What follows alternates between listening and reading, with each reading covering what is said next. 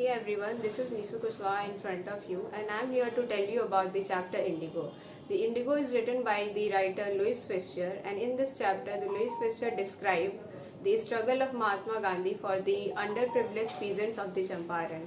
This chapter revolves around the struggle of the Mahatma Gandhi and other prominent leaders in order to safeguard the peasants from the atrocities of the landlords.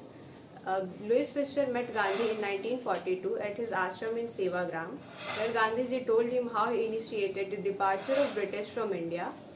Gandhiji recalled that he had gone to the annual convention of the Indian National Congress, where he met a person named Rajkumar Shukla. He was a sharecropper from Champaran. He told him that he had come from Champaran to seek his help.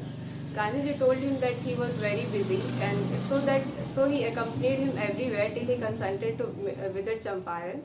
Gandhiji told him that he had to first visit Calcutta at a particular date, and Shukla could come there and take him along to Champaran. Then Shukla visited to Calcutta, met Gandhiji, and they took a train to Patna. First Gandhiji visited Muzaffarpur in order to collect complete information about the situation.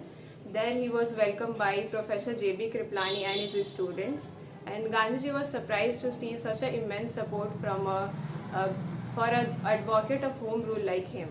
Gandhiji even met some lawyers who were already handling the cases of the sharecroppers, and he even chided them for collecting such a big fee.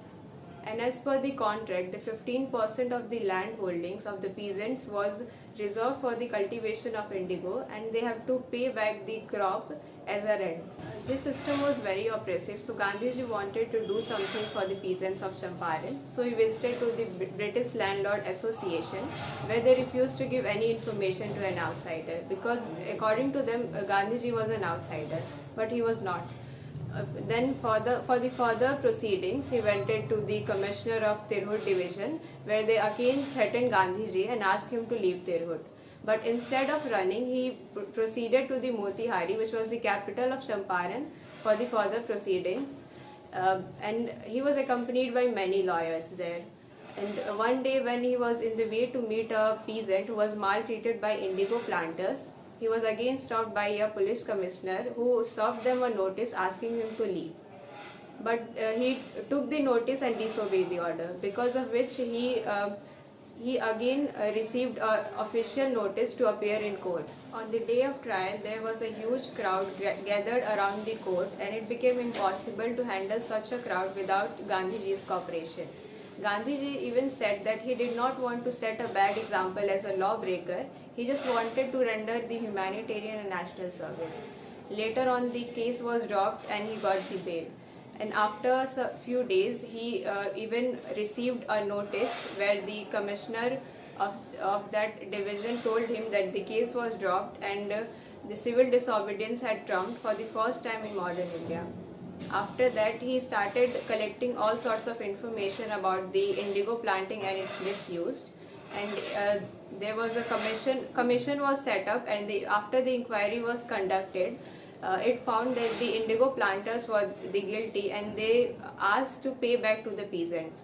But they only agreed to pay 25% of the amount, and Gandhiji agreed to this because he just wanted to free the peasants from the binding of the landlords. When Gandhiji saw the cultural and social backwardness of the Champaran, he wanted to do something for them.